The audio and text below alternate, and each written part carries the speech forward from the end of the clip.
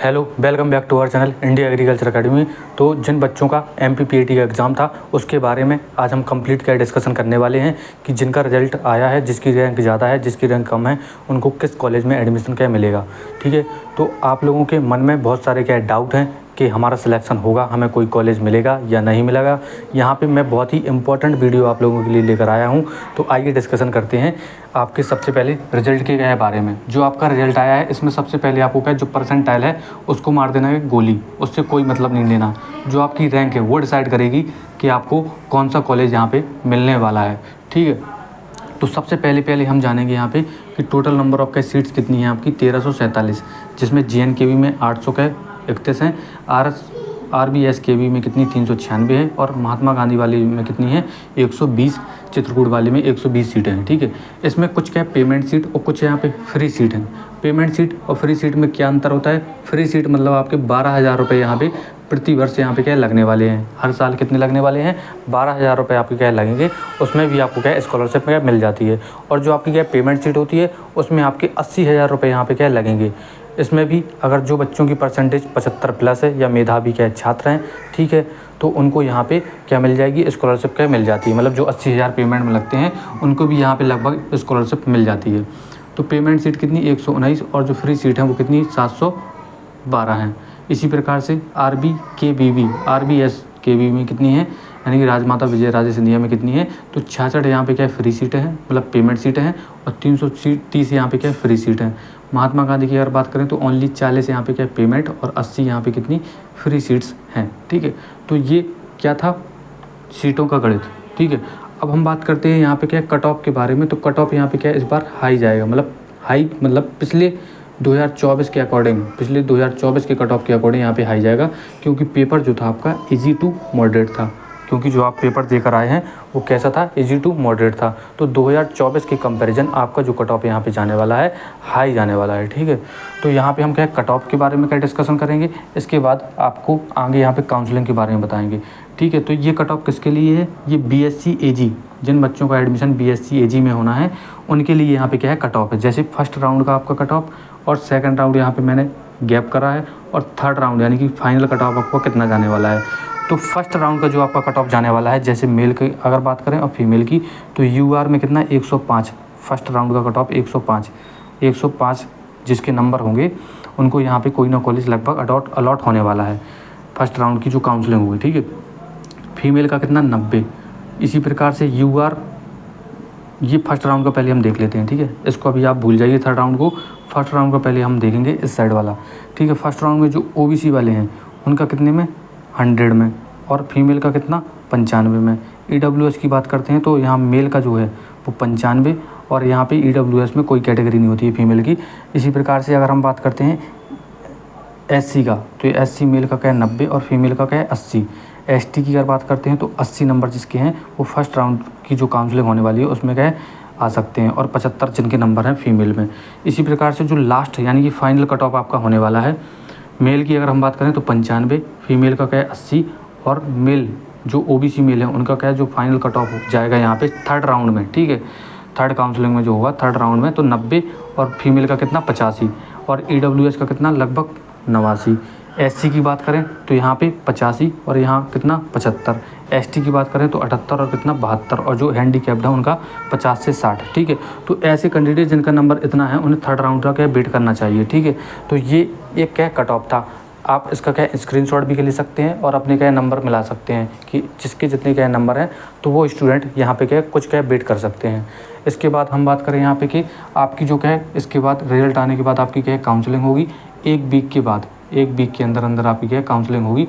Online का आपकी क्या काउंसलिंग होती है, कोई भी यहाँ पे यूनिवर्सिटी काउंसलिंग करा सकती है, या तो जबलपुर वाली यूनिवर्सिटी या ग्वालियर वाली। ठीक है, इसके बाद आपको क्या करना है, डॉक्यूमेंट आपको क्या रेडी करना है, चॉइस फिलिंग आपको अच्छे से करना है, क्योंकि कुछ बच्चों के मार्क्स अच्छे होने के बावजूद भी वो चॉइस फिलिंग क्या गलत कर देते हैं, जिससे उसका सिलेक्शन जो है कॉलेज अलॉटमेंट में उनको क्या प्रॉब्लम हो जाती है।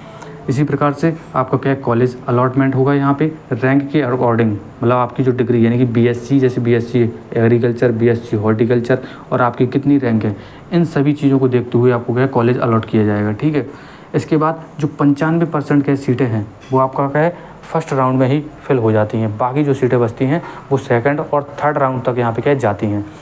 ठीक है, तो ये हो गया आपका क्या रिजल्ट आने के बाद क्या काउंसलिंग की प्रोसेस।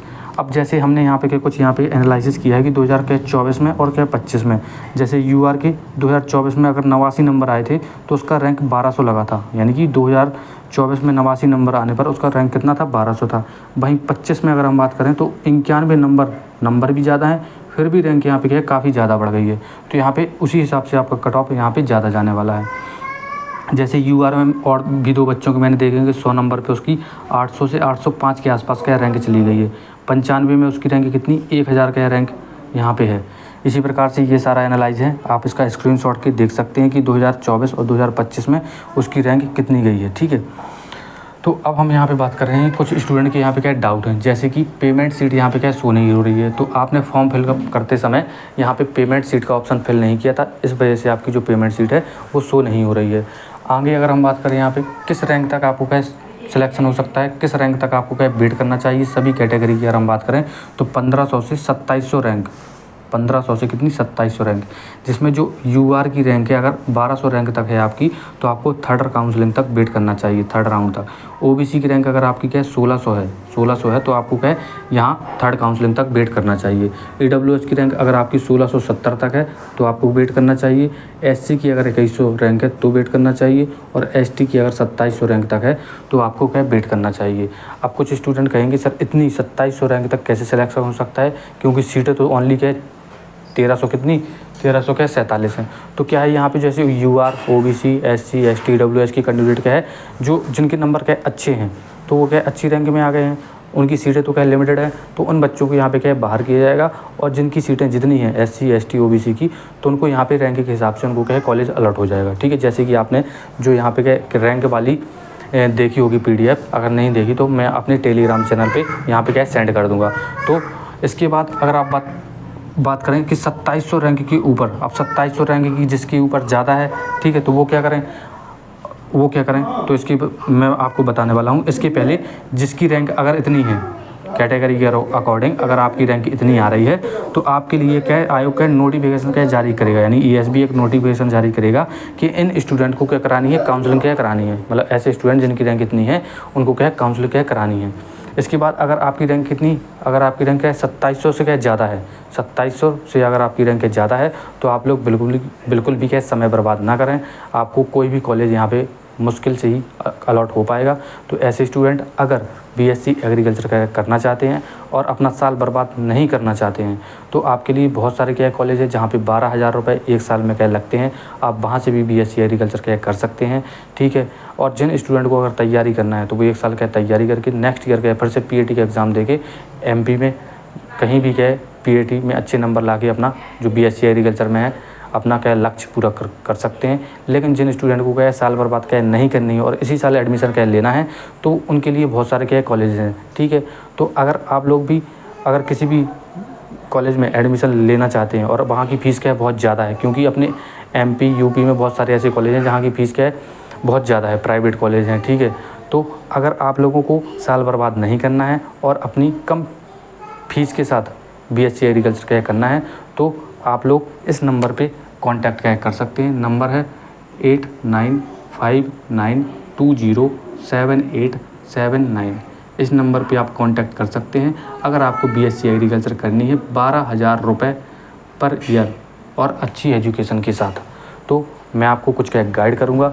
मैं ये नहीं कह रहा हूँ कि आप यहीं से बीएससी कर लीजिए, लेकिन आप लोगों के लिए एक ऑप्शन है। अगर आपको क्या साल बर्बाद क्या नहीं करना है तो आप यहाँ से बहुत ही कम फीस है 12,000 रुपये पर ईयर, और जो कैटेगरी है उनको यहाँ पे स्कॉलरशिप भी मिल जाएगी। तो आपकी बहुत ही कम यहाँ पे नॉमिनल क्या फीस यहाँ पे क्या लगने वाली है। ठीक है, तो मिलते हैं आपसे नेक्स्ट वीडियो में। और अगर आपको कोई डाउट हो तो आप हमें इस नंबर पर पूछ सकते हैं और कमेंट भी कर सकते हैं। मिलते हैं नेक्स्ट वीडियो में। जय हिंद, वंदे मातरम।